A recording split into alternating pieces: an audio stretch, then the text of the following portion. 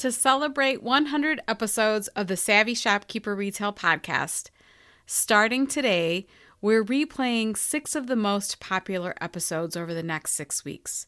We chose the top 6 based on most downloaded the most in relation to days published, and episodes that are the most popular with all of you, of course. Even if you listened to these episodes in the past, I highly encourage you to listen again. You might just catch something that you didn't hear the first time around. We're all so busy and at times distracted, right? I know this happens when I listen to podcast episodes myself. So my point is you may learn something new or something else if you give these episodes a second go.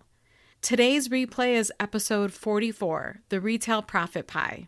Since I published this episode in October of 2020, I have put even more effort and weight into this concept because each time I've taught the concept of the retail profit pie, whether it was on one-on-one client calls on Zoom, whether it was in a group setting, or even at this year's retreat, I saw the aha moments and expressions on the faces of shopkeepers each and every time I taught it. Before you listen to the replay, I want you to understand that I'm using a pie, yes, an actual item of food, as a metaphor. The pie represents all of your revenue. And then, for example, when you pay for your cost of goods, that's one piece of pie that you're cutting out of it. When you pay your operating expenses, that's another piece of pie.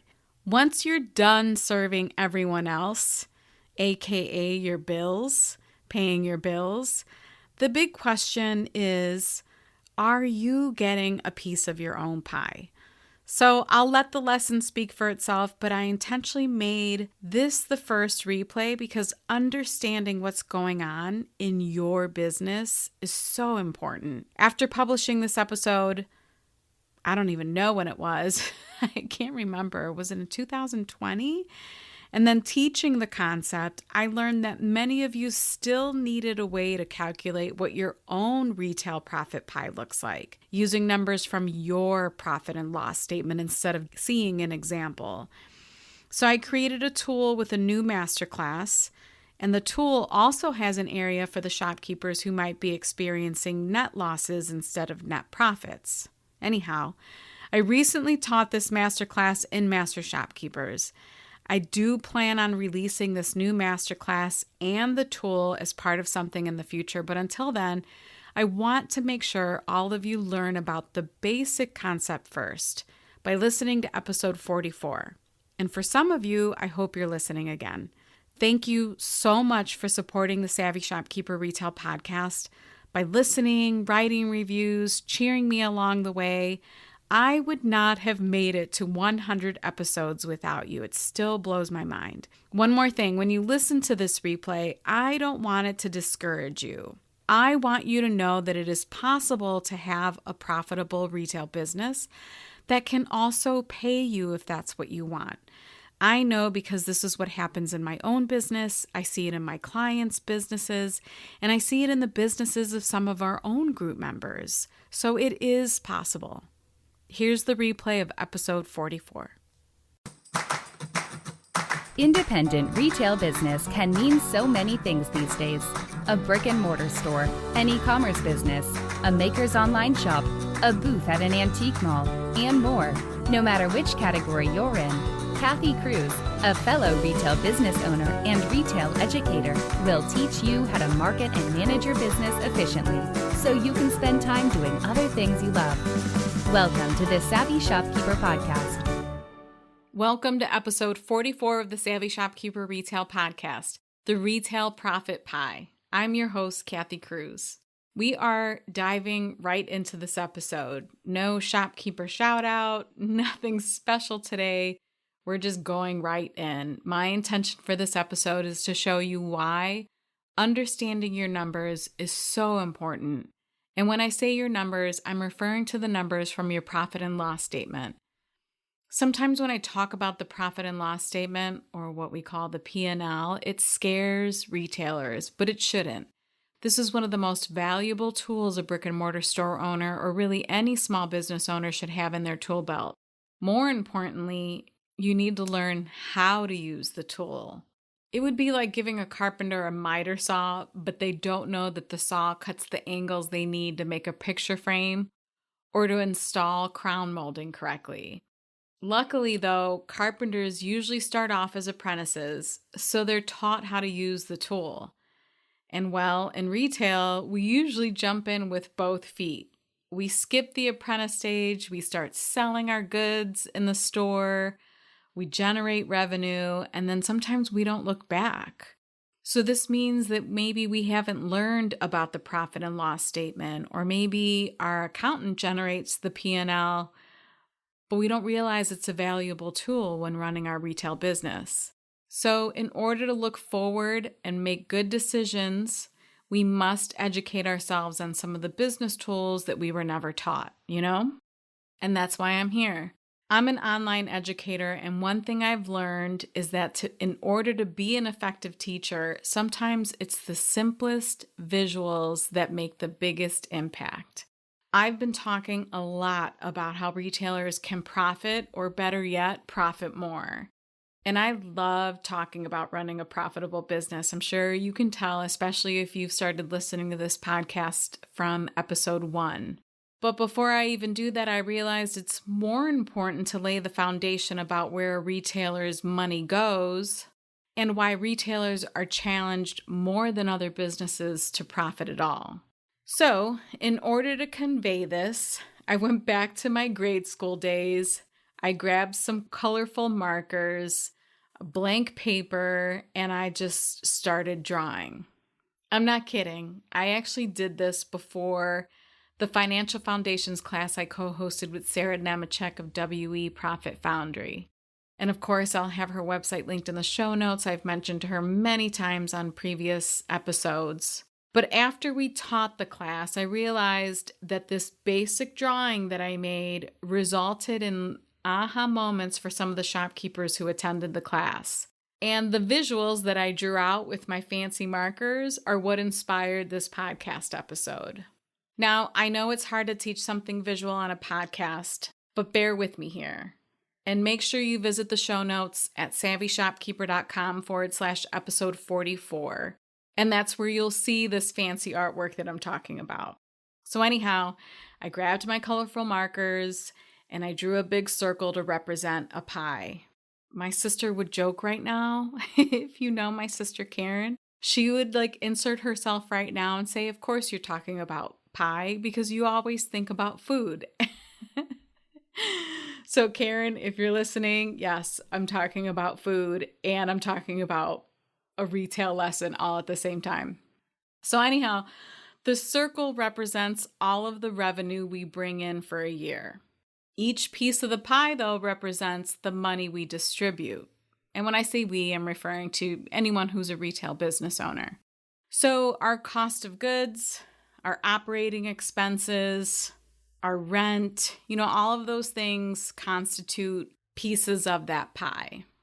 And I have to say that my sister speaks some truth because I definitely do have an appetite. We joke at the store, at least when we were working in the store together before COVID, that every 2 hours, I either wanted a snack or I wanted a full meal. I was constantly eating. But really, my point here is that if I'm drawing a pie and I'm thinking about food, I want a piece of that pie. And if you're running a business, you should want a piece of that pie too. And more importantly, you deserve it. I see how hard all of you work. I see how many hours you put in. I see how much passion you have about your business. I see that you work so hard. And I want you to have a piece of that pie. So now let's talk about the pieces. The biggest piece of that pie for retailers goes to cost of goods sold, aka COGS. If you're new to retail and you hear someone say, what are your COGS? It's the cost of goods sold. And some of this is going to sound so basic to some experienced retailers, but I just want to make sure for those of you that are new, if you were like me 7 years ago and you were trying to understand all of this, I just want to be able to explain things so everyone knows what it means. Anyhow, this is what you pay for the merchandise you sell. Those are your COGS, your cost of goods sold. Whether you make your own products or resell items you buy at a market, retailers have a cost of goods sold. Unfortunately, the cost of goods in most retail businesses constitute half or more of your pie. So immediately, half of your pie is gone. Now, I want to add that I know of some retailers, like a florist that I know, who has nailed her profit margin, and her cost of goods are only around 30%. Just a third of her pie goes to COGS, maybe even less. And that's amazing. And I wish we could all strive for that. And if you can, and if you're doing that, fantastic.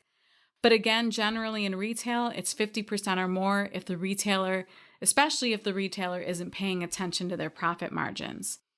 If you visit the show notes to look at these almost embarrassing drawings, I have 2 pies. My drawings are 2 pies. One is titled, "No, don't do this," and the other one is titled, "Yes, do this." I think I even put an exclamation point. In my "No, don't do this" pie example, and I'll say that I'm the retailer in that example, I, as a retailer, spent 55% on COGS. I went a little higher because there's always freight or shipping to cover, and sometimes retailers forget about that. So that's what I used in the example. In a future episode, I will talk about profit margins more, but most often retailers should be striving for better profit margins. A lot of retailers don't work on this, but again, I don't want to get off track here. Okay, so we just established that more than half of my pie is gone. And that money goes to whoever, the vendors, the manufacturers, the local makers that I buy from, the orders I place on Faire or Tundra or any of those marketplaces. That's half of my pie. And if you're a maker listening to this, by no means am I saying your cost of goods isn't worth it. I'm just telling a story here. But half or more than half of my pie is gone, and now I'm starting to get hungry. The new sponsor for this podcast is the Shopkeepers Academy. Tell me if you can relate to this as a shopkeeper. You crave sisterhood from other retail shop owners going through the same thing. You desperately search online for tools or education that will help you get ahead as a business owner, but Google is exhausting because you're busy running a business. And when you do find resources online, it isn't tailored to your type of business, an independent retail store. You need the guidance of lessons and information that empower you to keep your business afloat, or better yet, thriving in this stressful world. That's where the Shopkeepers Academy comes in. The Shopkeepers Academy is an online platform that was built specifically for independent retail business owners. It's a one-stop shop to sign up for education and community. Whether you want to grab an affordable ebook like a 9-page shipping guide, or get access to a comprehensive list of lessons by subscribing to the Shopkeepers Learning Lab, or if you want to join Master Shopkeepers, and that's a paid mastermind group of brick-and-mortar store owners, you'll know that every option in the Academy was designed for you, the independent retail business owner. I want to help all brick-and-mortar retailers work less and profit more. Is this what you want too? Visit shopkeepersacademy.com for more information.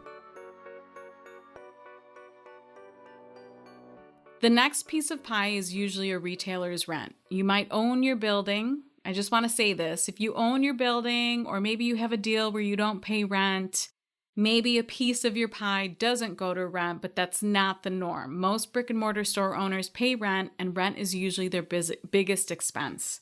Ideally, rent should be 6 to 10% of your pie, but I've seen instances, I've talked to clients that their rent is way more and that piece of pie is bigger. But in the example that I provided, I said 15% went to my landlord.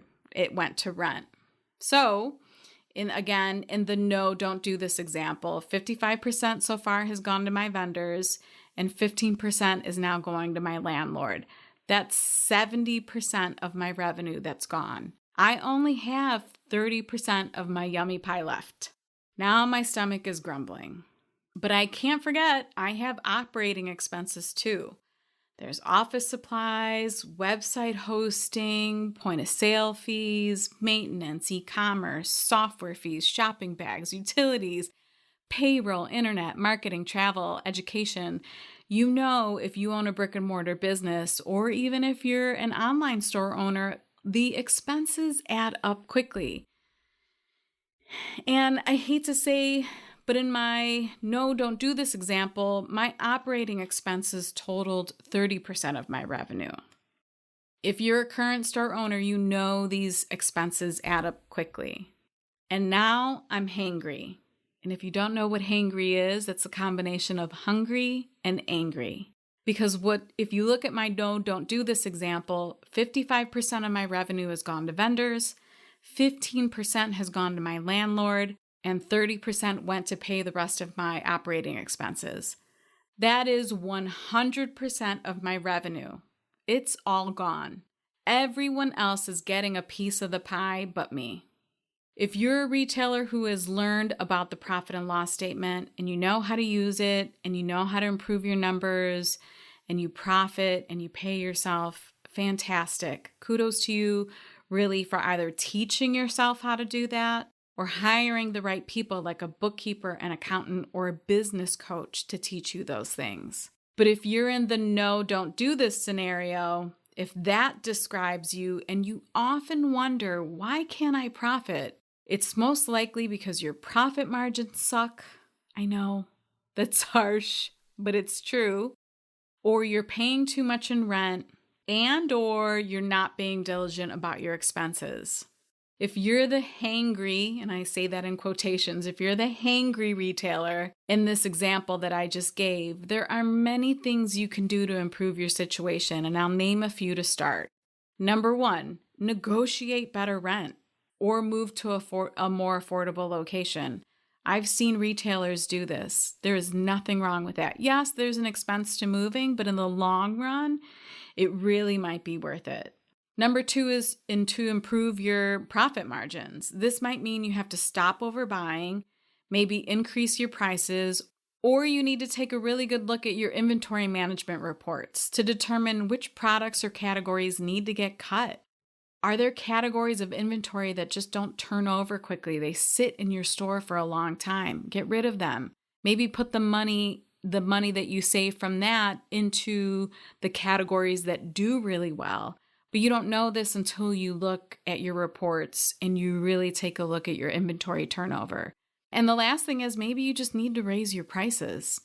I know a lot of retailers are afraid to do this. They think their customers won't shop with them again, but you might be surprised that if you do this gradually, your customers may not even notice. And the last suggestion is to do a deep dive into your operating expenses. And I mean a deep dive where you cut, negotiate, eliminate, replace, or do what you need to do to stop spending so much.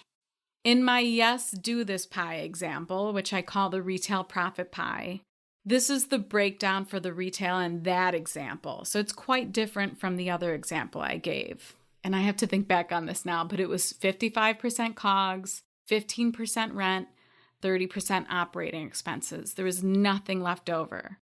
But in the yes, do this example, COGS were 47%, rent was 8%, operating expenses are 27%, owner's pay is 10%. This one is huge. Yes, I will say it again. Owner's pay is 10%. And profit is 8%. Again, this is just an example. If you're more profitable than this, if your business is doing better than this, fantastic. But I just want to give the retailer who's struggling, or maybe the retailer who just doesn't know how to look at their numbers, an idea of what to strive for. So to wrap this up, we all have revenue coming in. You know, we track our sales. We might do it monthly, weekly. I know some retailers who do it every day. Most of us anxiously wait to see at the end of the month if we beat last year's number. You know, we keep track. I mean, I have a sheet that I give in the Learning Lab where a retailer can track every month what they make this year versus what they made last year in the same month. We tend to track revenue. But what's equally or maybe even important is the money that goes out. I know this isn't sexy, but it's vital, especially in retail. I want everyone listening, because if you're listening, I'm guessing you're a retailer. I want everyone listening to have a piece of the pie. I really do. If you struggle with this, we have multiple masterclasses and master shopkeepers that cover not only how to read your P&L, it will teach you how to read your P&L, but how and where to cut expenses. And we have so many other classes. And Master Shopkeepers, it's a mastermind group for brick and mortar store owners. It is not open right now, but I do have a wait list. So if you want to find out more about the group, you can go to shopkeepersacademy.com and sign up for the wait list there. I just mention it because I know I can only cover so much in these podcast episodes, and we really, really dive deep into these subjects in Master Shopkeepers. If you want to see the show notes to this episode and my fancy drawings, please don't judge me. You'll find it all in the show notes. And when I say show notes, I'm actually referring to a blog post on my website. But the show notes are at savvyshopkeeper.com/episode 44. Again, I'll say it, savvyshopkeeper.com/episode 44. If you feel this episode could help a friend, especially a retail friend or someone you know, please share it or leave a review. I know these episodes can help many other shopkeepers. Sharing and leaving reviews on the Apple Podcast app is one of the best ways that I can reach other small business owners because it's like social media. The more engagement I get on the podcast app, the more it will get shown to other retailers looking for similar podcasts. I am really looking forward to the next few episodes. I just want to say that I feel like I'm stepping away a little bit from a lot of the COVID talk and just getting more into lessons or information, some of the foundational information that retailers either need to learn or need to get back to. So these next, I would say 3 to 4 episodes have me excited. I do have an episode coming up on Instagram Reels. I have one coming up on where retailers are buying wholesale now. So just some really helpful information coming up, and I'm looking forward to it. So until the next episode, be savvy and boss up.